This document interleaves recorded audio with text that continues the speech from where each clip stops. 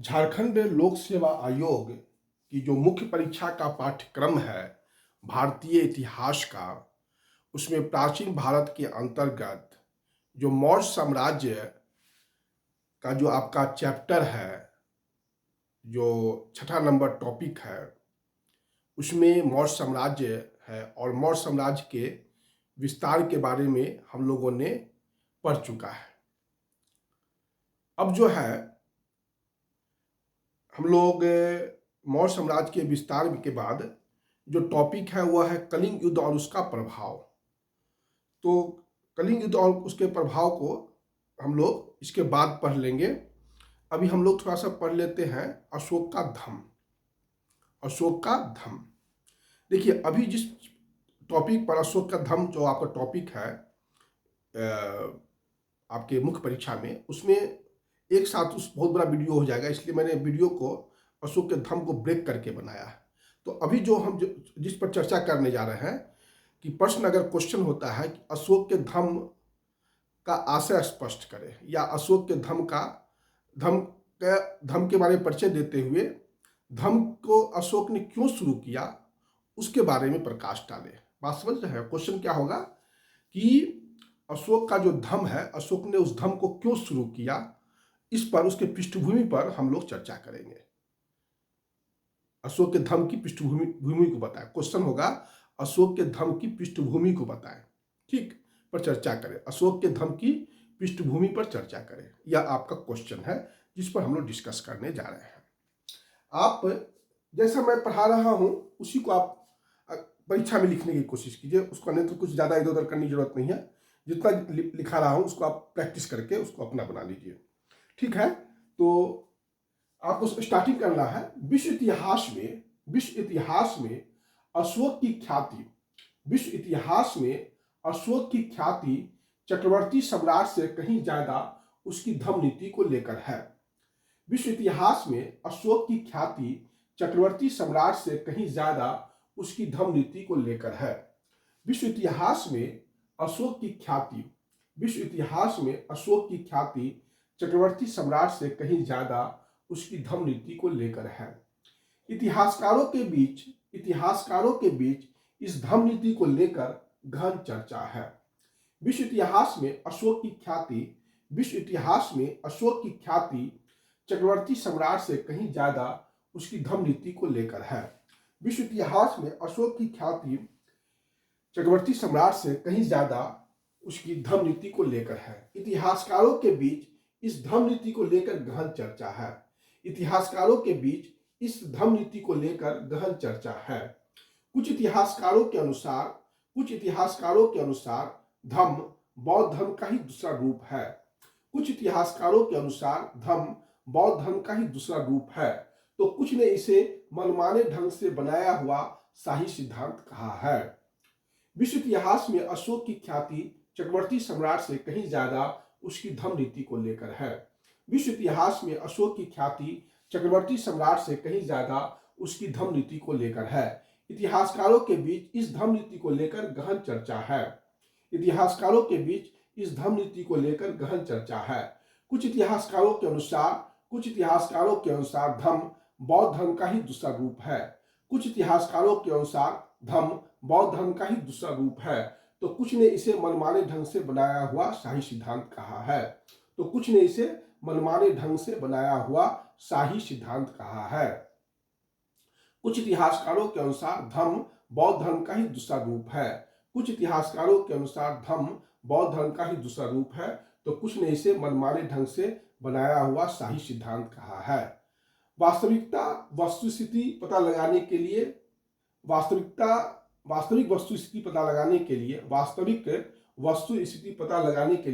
अशोक के अभिलेखों पर ध्यान केंद्रित करने की जरूरत है।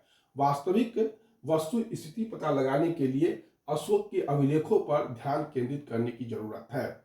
वास्तविक वस्तुस्थिति पता लगाने के लिए अशोक के अभिलेखों पर ध्यान केंद्रित करने की जरूरत है, क्योंकि वही सच्चे अर्थों में उसकी धम्म नीति को समझने का आधार होगा। क्योंकि वही सच्चे अर्थों में उसकी धम्म नीति को समझने का आधार होगा। ठीक, फिर से सुन लीजिए। विश्व इतिहास में अशोक की ख्याति चक्रवर्ती सम्राट से कहीं ज्यादा उसकी धर्म नीति को लेकर है। विश्व इतिहास में अशोक की ख्याति चक्रवर्ती सम्राट से कहीं ज्यादा उसकी धर्म नीति को लेकर है। इतिहासकारों के बीच इस धर्म नीति को लेकर गहन चर्चा है। कुछ इतिहासकारों के अनुसार धर्म बौद्ध धर्म का ही दूसरा रूप है, तो कुछ ने इसे मनमाने ढंग से बनाया हुआ शाही सिद्धांत कहा है। वास्तविक वस्तुस्थिति पता लगाने के लिए अशोक के अभिलेखों पर ध्यान केंद्रित करने की जरूरत है, क्योंकि वही सच्चे अर्थों में उसकी धर्म नीति को समझने का आधार होगा। धर्म के मूल तत्वों एवं उसकी प्रकृति को जानने से पूर्व धर्म के मूल तत्वों एवं उसकी प्रकृति को जानने से पूर्व यह जानना वांछनीय होगा कि किन कारणों से धर्म की नीति सामने आई। धर्म के मूल तत्वों एवं उसकी प्रकृति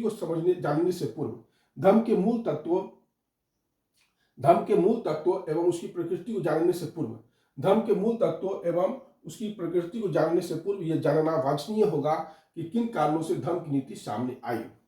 धर्म के मूल तत्वों एवं उसकी प्रकृति को जानने से पूर्व यह जानना वांछनीय होगा कि किन कारणों से धर्म नीति सामने आई।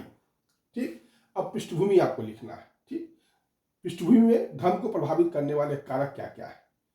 तो धर्म को प्रभावित करने वाले कारक है उदार वातावरण की विरासत।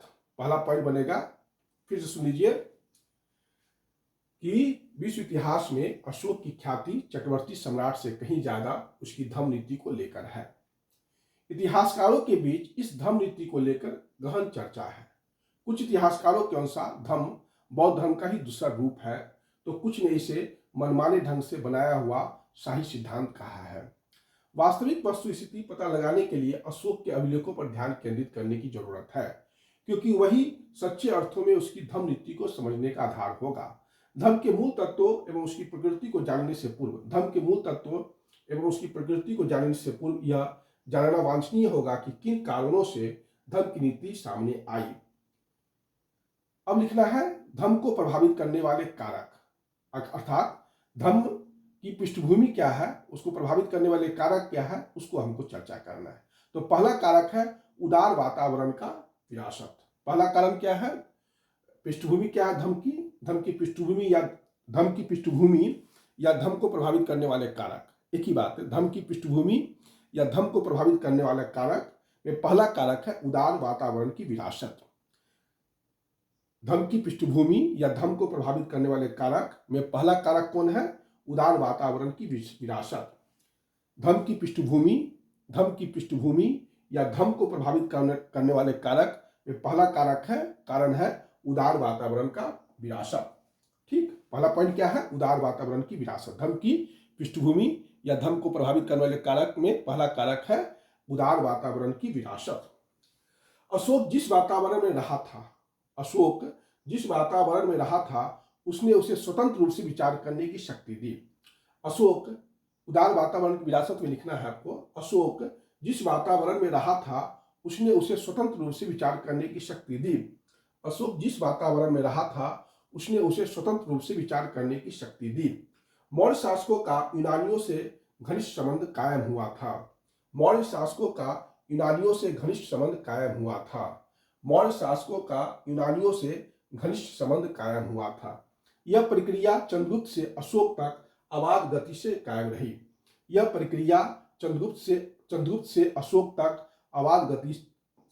रही। फलस्वरूप मौर्य शासकों की मानसिकता कट्टरपंथी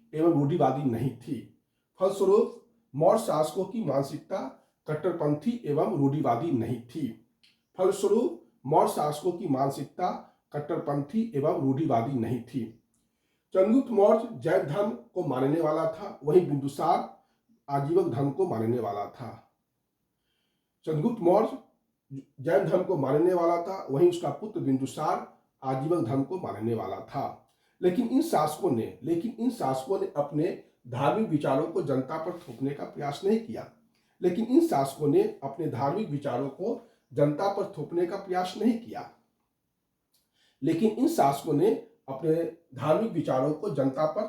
प्रयास नहीं किया। इस उदार धार्मिक वातावरण के धर्म के रूप में एक ऐसा आदर्श जनता के सामने रखने का कार्य मार्ग प्रशस्त किया। इस उदार धार्मिक वातावरण ने इस उदार धार्मिक वातावरण ने इस उदार धार्मिक वातावरण ने धर्म के रूप में एक ऐसा आदर्श जनता के सामने रखने का मार्ग प्रशस्त किया। इस उदार धार्मिक वातावरण में ने धर्म के रूप में एक ऐसा आदर्श जनता के सामने रखने का मार्ग प्रशस्त किया, जिसे वह सहर्ष व आसानी से ग्रहण कर अपना नैतिक उत्थान कर सके जिसे वह सहर्ष व आसानी से ग्रहण कर अपना नैतिक उत्थान कर सके। फिर से सुन लीजिए। विश्व इतिहास में अशोक की ख्याति चक्रवर्ती सम्राट से कहीं ज्यादा उसकी धर्म नीति को लेकर है। इतिहासकारों के बीच इस धर्म नीति को लेकर गहन चर्चा है। कुछ इतिहासकारों के अनुसार धर्म बौद्ध धर्म का ही दूसरा रूप है, तो कुछ ने इसे मनमाने ढंग से बनाया हुआ शाही सिद्धांत का है। वास्तविक वस्तुस्थिति पता लगाने के लिए हमें अशोक के अभिलेखों पर ध्यान केंद्रित करने की जरूरत है, क्योंकि वही सच्चे अर्थों में उसकी धर्म नीति को समझने का आधार होगा। धर्म के मूल तत्वों एवं उसकी प्रकृति को जानने से पूर्व यह जानना वांछनीय होगा कि किन कारणों से धर्म की नीति सामने आई। धर्म की पृष्ठभूमि या धर्म को प्रभावित करने वाले कारक। पहला कारक है उदार वातावरण का विरासत। अशोक जिस वातावरण में रहा था उसने उसे स्वतंत्र रूप से विचार करने की शक्ति दी। मौर्य शासकों का यूनानियों से घनिष्ठ संबंध कायम हुआ था। यह प्रक्रिया चंद्रगुप्त से अशोक तक अबाध गति से कायम रही एवं यह प्रक्रिया चंद्रगुप्त से लेकर बिंदुसार तक अशोक तक अबाध गति से कायम रही। फलस्वरूप मौर्य शासकों की मानसिकता कट्टरपंथी एवं रूढ़िवादी नहीं थी।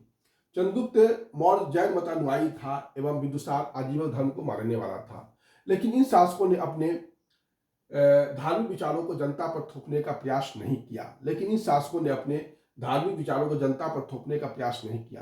इस उदार धार्मिक वातावरण ने धर्म के रूप में एक ऐसा आदर्श जनता के सामने रखने का मार्ग प्रशस्त किया, जिसे वह सहर्ष व आसानी से ग्रहण कर अपना नैतिक उत्थान कर सके। ये आपको पहला कारण है, आपको लिखना है। फिर पैराग्राफ थोड़ा चेंज कर देना है और बताना है कि अशोककालीन परिस्थितियां या सामाजिक आर्थिक पहलू भी अशोक के धर्म को प्रभावित करने वाले कारक थे। दूसरा कारण क्या है? अशोककालीन परिस्थितियां या सामाजिक आर्थिक पहलू। दूसरा कारण क्या है? सामाजिक आर्थिक पहलू या अशोककालीन परिस्थितियां।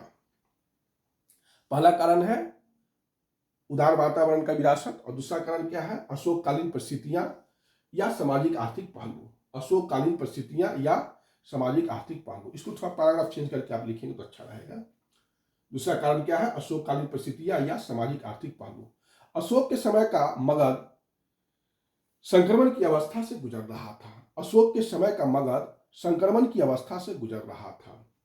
सामाजिक आर्थिक पहलू, धर्म को प्रभावित करने वाले सामाजिक आर्थिक पहलू में क्या लिखना है? तो अशोक के समय का मगध संक्रमण की अवस्था से गुजर रहा था। अशोक के समय का मगध संक्रमण की अवस्था से गुजर रहा था। अशोक के समय का मगध संक्रमण की अवस्था से गुजर रहा था। अशोक के समय का मगध संक्रमण की अवस्था से गुजर रहा था। एक तरफ नए धर्मों का महत्व, बौद्ध एवं जैन धर्म का महत्व बढ़ता जा रहा था। एक तरफ जैन एवं बौद्ध नए धर्मों का महत्व बढ़ता जा रहा था। अशोक के समय का मगध संक्रमण की अवस्था से गुजर रहा था। एक तरफ बौद्ध एवं जैन जैसे नए धर्मों का महत्व बढ़ता जा रहा था तथा दूसरी तरफ वैदिक एवं ब्राह्मण धर्म में सुधार लाकर इसे सर्वग्राह्य बनाने का प्रयास किया जा रहा था। अशोक के समय का मगध संक्रमण की अवस्था से गुजर रहा था। एक तरफ बौद्ध एवं जैन धर्मों का महत्व बढ़ता जा रहा था, दूसरी तरफ वैदिक एवं ब्राह्मण धर्म में सुधार लाकर इसे सर्वग्राह्य बनाने का प्रयास किया जा रहा था।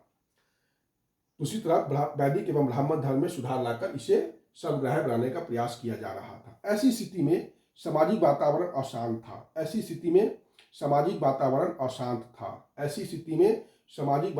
अशांत था। नए और पुराने धर्मों के बीच टकराहट की संभावना से बचने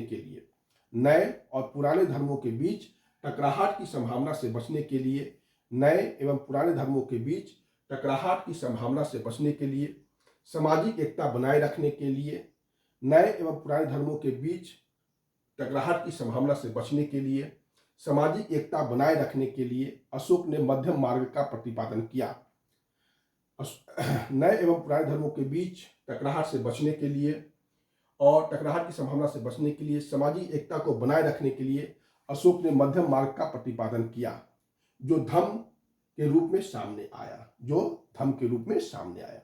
ये आपको एक पैराग्राफ में लिखना है। क्या कि अशोक के समय का जो वातावरण था वह संक्रमण की अवस्था से गुजर रहा था। अशोक के समय का मगध संक्रमण की अवस्था से गुजर रहा था। एक तरफ नए धर्मों बौद्ध एवं जैन धर्म का उदय हो रहा था, महत्व बढ़ता जा रहा था। वहीं दूसरी तरफ वैदिक एवं ब्राह्मण धर्म में सुधार लाकर इसे सर्वग्राही बनाने का प्रयास किया जा रहा था। ऐसी स्थिति में सामाजिक वातावरण अशांत था। नए एवं पुराने धर्मों के बीच टकराहट की संभावना से बचने के लिए, सामाजिक एकता बनाए रखने के लिए अशोक ने मध्यम मार्ग का प्रतिपादन किया, जो धम्म के रूप में सामने आया। ये आपको एक पैराग्राफ में चेंज लिखना है। फिर थोड़ा सा पैराग्राफ चेंज करके लिखना है। 600 BC में शुरू ही आर्थिक प्रगति इस काल तक शिखर पर पहुंच गई थी। फिर पैराग्राफ चेंज करके लिखना है आपको तीसरा कारक। पहला कारक हो गया उदार वातावरण का विरासत। दूसरा कारण आपने लिखा अशोक के समय का सामाजिक आर्थिक पहलू ने धर्म को उदय में सहायता प्रदान किया। तीसरा कारण लिखना है कि 600 पैराग्राफ चेंज करके कि 600 BC में शुरू ही आर्थिक प्रगति 600 BC में शुरू ही आर्थिक प्रगति मौर्य काल तक आते आते शिखर पर पहुंच गई थी। 600 BC में शुरू ही आर्थिक प्रगति मौर्य काल तक आते आते शिखर पर पहुंच गई थी। 600 BC में शुरू ही आर्थिक प्रगति मौर्य काल तक आते आते शिखर पर पहुंच गई थी। फलस्वरूप कई तरह की सामाजिक आर्थिक जटिलताएं उत्पन्न हुई। फलस्वरूप कई तरह की सामाजिक आर्थिक जटिलताएं उत्पन्न हुई। फलस्वरूप कई तरह की सामाजिक आर्थिक जटिलताएं उत्पन्न हुई। इन सारी समस्याओं के बीच समन्वय स्थापित करने की चुनौती समन्वय स्थापित करने की चुनौती अशोक के सामने थी।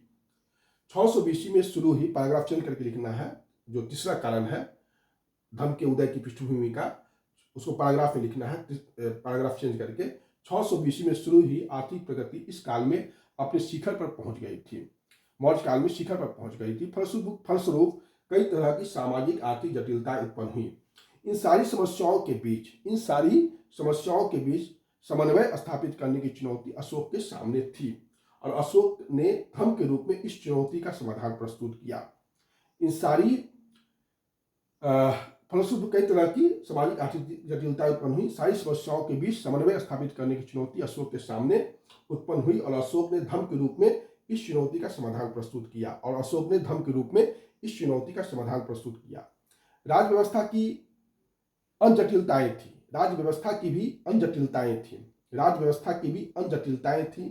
कई प्रकार के सांस्कृतिक भौगोलिक क्षेत्र थे। राज्य व्यवस्था की भी अपनी जटिलताएं थी। लिखना है आपको उसी में। राज्य व्यवस्था की भी अपनी अलग जटिलताएं थी। कई प्रकार के सांस्कृतिक भौगोलिक क्षेत्र थे जिसमें अनेक धर्म परंपराएं रीति रिवाज पनप चुकी थी। राज्य व्यवस्था की भी अन्य जटिलताएं थी। कई प्रकार के सांस्कृतिक भौगोलिक क्षेत्र थे जिनमें अलग अलग धर्म परंपराएं रीति रिवाज पनप चुकी थी। राज्य व्यवस्था की अपनी जटिलताएं थी। कई प्रकार की सांस्कृतिक भौगोलिक क्षेत्र थे जिसमें अनेक धर्म परंपराएं रीति रिवाज पनप चुकी थी। इन स्थितियों ने एक ऐसी सृजनात्मक नीति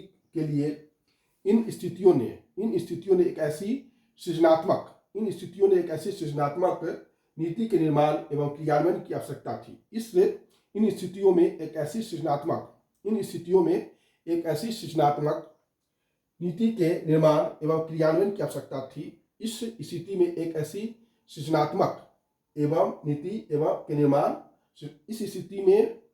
एक ऐसी सृजनात्मक नीति के निर्माण एवं क्रियान्वयन की आवश्यकता थी जो एक नैतिक मूल्य प्रस्तुत कर सकती थी। एक ऐसा नैतिक मूल्य जो सभी को स्वीकार हो, विषम रूपी समाज को स्थायित्व प्रदान कर सके। एक ऐसा नैतिक मूल्य जो सभी को स्वीकार हो, विषम रूपी समाज को स्थायित्व प्रदान कर सके।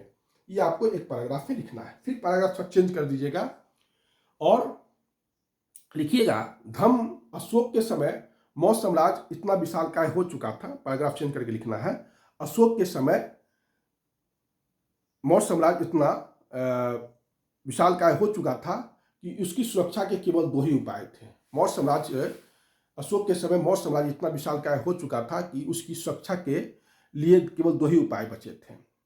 अशोक के समय मौर्य साम्राज्य इतना विशालकाय हो चुका था कि उसकी सुरक्षा के लिए केवल दो ही उपाय बचे थे। एक, सैनिक शक्ति के बल पर साम्राज्य का नियंत्रण रखना। एक, सैनिक शक्ति के बल पर साम्राज्य पर नियंत्रण रखना एवं उसकी सुरक्षा करना।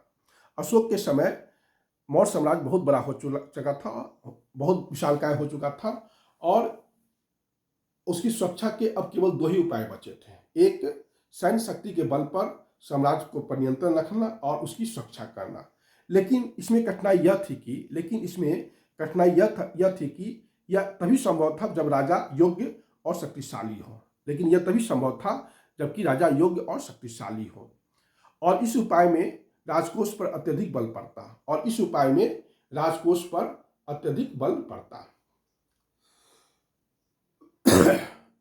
अशोक के समय मौर्य साम्राज्य इतना विशालकाय हो चुका था कि अब उसकी सुरक्षा के केवल दो ही उपाय थे। एक, सैन्य शक्ति के बल पर साम्राज्य पर नियंत्रण रखना एवं उसकी सुरक्षा करना। लेकिन इसमें कठिनाई यह थी कि यह ऐसा तभी संभव था जब राजा योग्य और शक्तिशाली हो। लेकिन इस उपाय से राजकोष पर अत्यधिक दबाव पड़ता। साम्राज्य की सुरक्षा का दूसरा उपाय यह था कि सभी धर्मों से संकलित सारग्राही तत्वों को अपनाना। साम्राज्य की सुरक्षा का दूसरा उपाय यह था कि सभी धर्मों के सारग्राही तत्वों को अपनाना।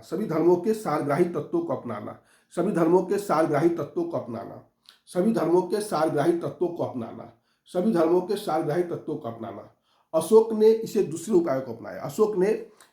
उपाय को अपनाया। अशोक ने इसे दूसरे उपाय को अपनाया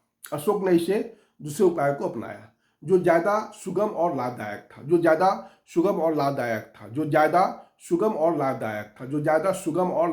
था।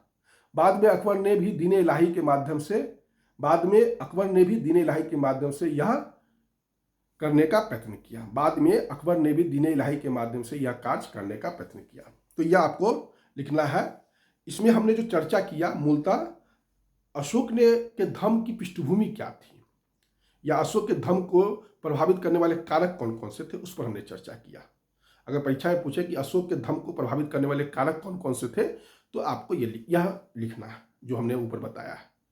अशोक के धर्म को प्रभावित करने वाले कौन कौन कारण थे या अशोक के धर्म की परिस्थितियाँ क्या थी, पृष्ठभूमि क्या थी, तो आपको ये सब लिखना है जो मैंने अभी चर्चा किया। फिर से मैं इसको एक बार रीडिंग कर देता हूं जो आपको आसानी हो, है ना।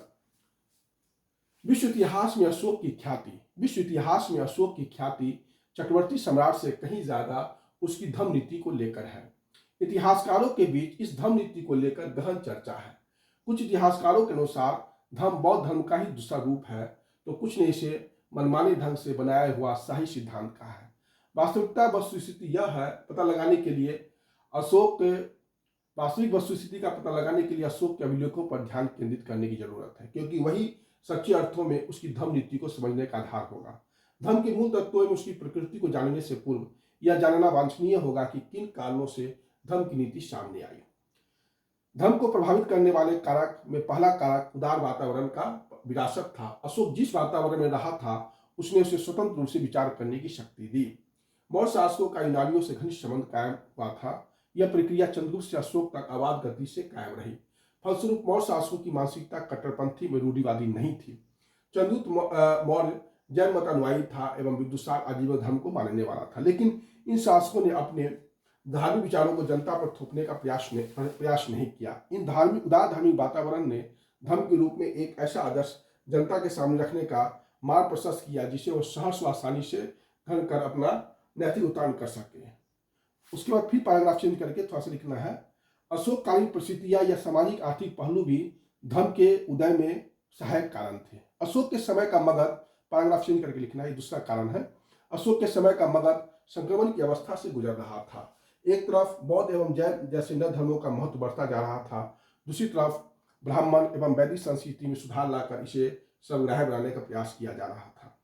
ऐसी स्थिति में सामाजिक वातावरण अशांत था। नए और पुराने धर्मों के बीच टकराहट की संभावना से बचने के लिए, सामाजिक एकता बनाए रखने के लिए अशोक ने मध्यम मार्ग का प्रतिपादन किया, जो धर्म के रूप में सामने आया।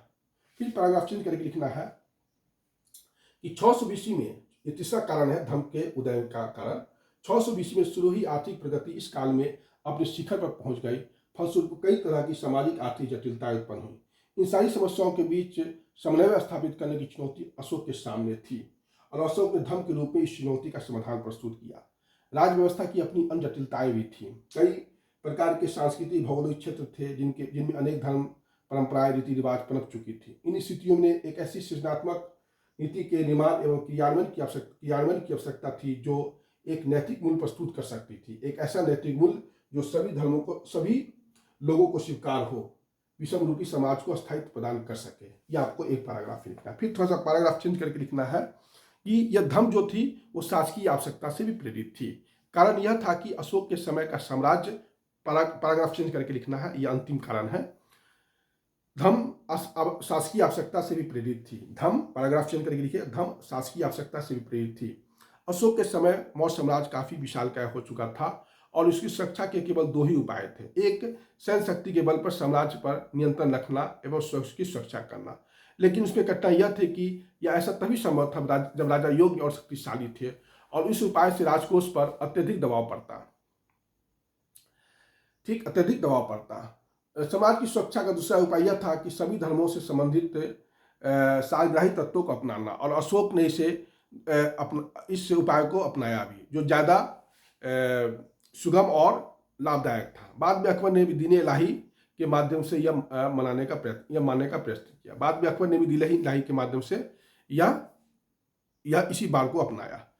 ये इसी के साथ यह अशोक के धर्म की पृष्ठभूमि क्या थी या धर्म के उदय के क्या कारक थे, वो मैंने आपको चर्चा कर दिया। आपसे परीक्षा में ये क्वेश्चन आए तो विषय को लिखिएगा, इससे ज़्यादा लिखने की कोई आवश्यकता नहीं। अब धर्म के अन्य पहलुओं के साथ मैं नेक्स्ट वीडियो में प्रस्तुत हूँगा। धन्यवाद।